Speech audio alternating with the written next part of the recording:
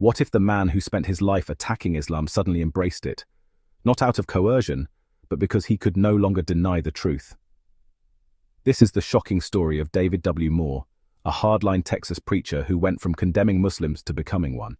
For decades, he warned his congregation about the dangers of Islam, until a near-fatal accident left him clinically dead for 7 minutes. In those moments, he experienced something that unraveled everything he thought he knew. What did he see? And why did it force him to abandon his faith, his pulpit, and even his family? This isn't just a conversion story. It's a reckoning with the lies we cling to and the courage it takes to let them go. Midland, Texas was David's kingdom, a place where his fiery sermons packed pews and his warnings about Islam drew thunderous amens. To his devoted flock, he was more than a pastor. He was a spiritual warrior, a defender of what he called true Christianity against the creeping threat of foreign doctrines. His voice, deep and commanding, could silence a room or ignite it, depending on whether he was delivering comfort or condemnation. Week after week, he painted Islam as the ultimate enemy, a faith built on deception, its followers either deluded or dangerous. His congregation hung on every word, their fear and fervor stoked by his certainty. But behind the pulpit, David was drowning in doubt. The more he preached about God's love, the more his own prayers felt like hollow rituals, words spoken into an echoing void. He denounced blind faith in others, yet he had never truly examined his own. He condemned Islam with absolute authority, yet he had never once opened the Quran to read it for himself, only cherry-picked verses from anti-Islamic websites to weaponize in sermons. The hypocrisy gnawed at him in quiet moments, in the stillness of his study late at night, when the applause faded and all that remained was the unsettling question, what if I'm wrong? Then came the accident.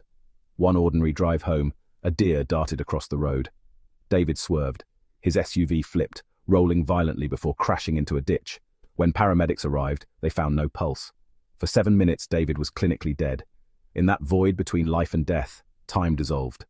He was no longer in the wreckage. He was somewhere else, a place of searing clarity. Faces surrounded him, people he recognized, the Muslim student he had publicly shamed during a Kwanda, the immigrant family he had warned his congregation about, the woman in a hijab who had once visited his church only to leave in tears after his sermon.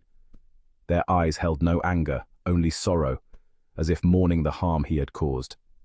Then came the voices, whispers of prayers in Arabic, a language he had once associated with terror but now felt inexplicably drawn to. And then, light. Not the abstract stained glass light of Sunday school stories, but a radiant presence, overwhelming in its warmth. No words were spoken, yet he understood. This is the truth you've been running from. When David gasped back to life in the ambulance, his body was broken, but his soul was awake for the first time. The man who had once been so certain of everything now knew one thing for sure. He could never go back. The accident hadn't just shattered his ribs, it had shattered his worldview. And in the wreckage of his old beliefs, a new journey was about to begin.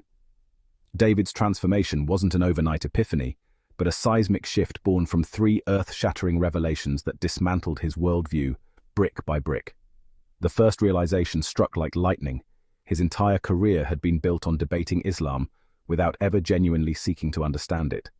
When he finally approached the Quran with an open heart rather than a critic's eye, the verses pierced his soul with their divine resonance.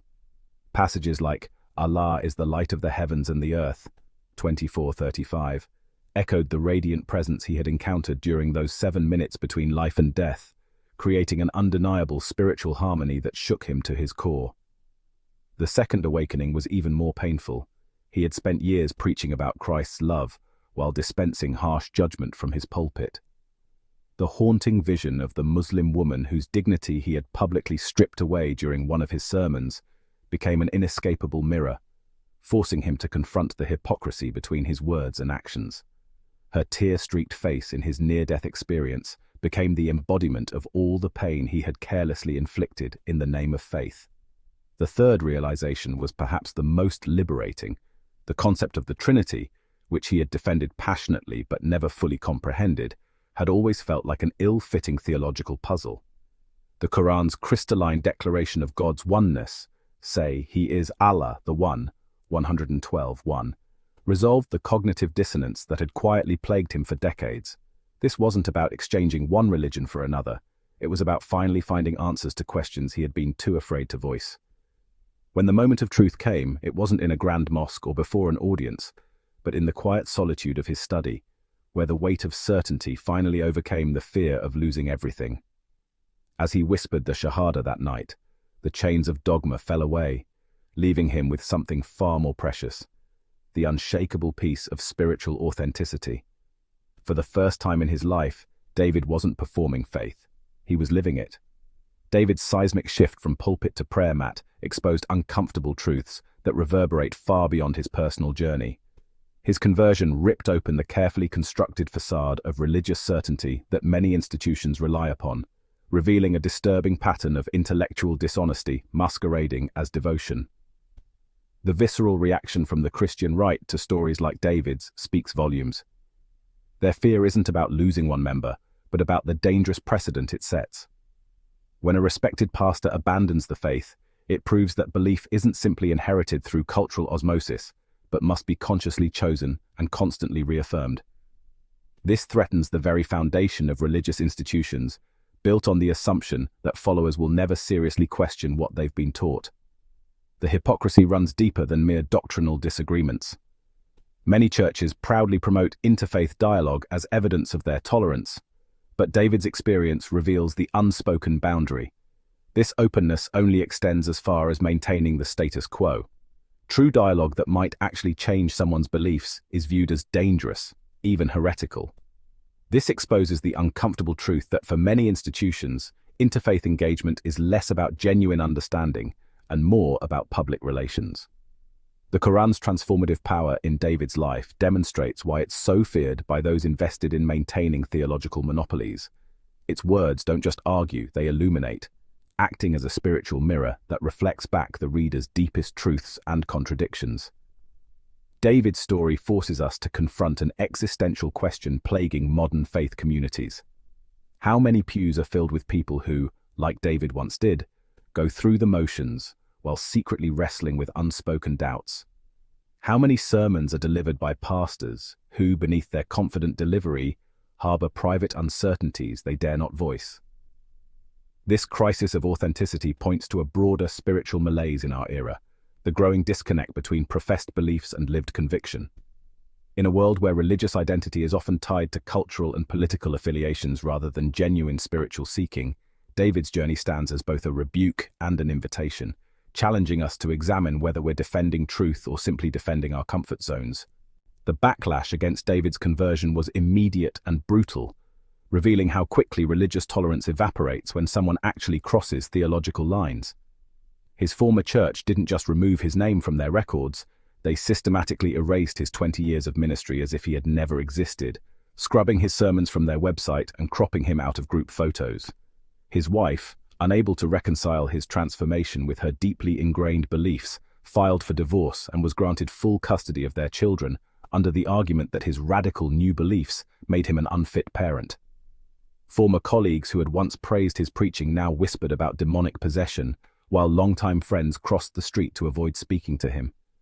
The community that had once lifted him up as a spiritual leader now treated him as a cautionary tale, a modern-day apostate to be shunned. Yet, in this crucible of rejection, David discovered a profound paradox, that losing everything the world valued had freed him to gain what truly mattered. "I traded a pulpit for peace," he reflects now, his voice carrying neither bitterness nor regret. The external trappings of success, the respect, the influence, the comfortable lifestyle, had been stripped away, leaving only the raw essence of faith. What emerged from this fire wasn't just a convert to Islam, but a man finally at peace with his own soul. His story transcends any single religion, becoming instead a powerful testament to the cost of intellectual honesty in a world that often rewards conformity over conviction. It forces us to ask what we would be willing to sacrifice for truth: our marriages, our careers, our very identities. In David's case, the price was everything society told him to value, but the reward was something far more precious: the unshakable certainty that comes when one's outer life finally aligns with their inner truth. His journey stands as both warning and inspiration, reminding us that true leadership isn't about maintaining the status quo, but having the courage to follow truth wherever it leads, no matter how controversial the path. David's journey forces us to ask, what would it take for you to change your mind? Not just about religion, but about anything you've sworn was absolute, because truth isn't loyal to labels, it demands courage. With that said, thanks for watching. Until next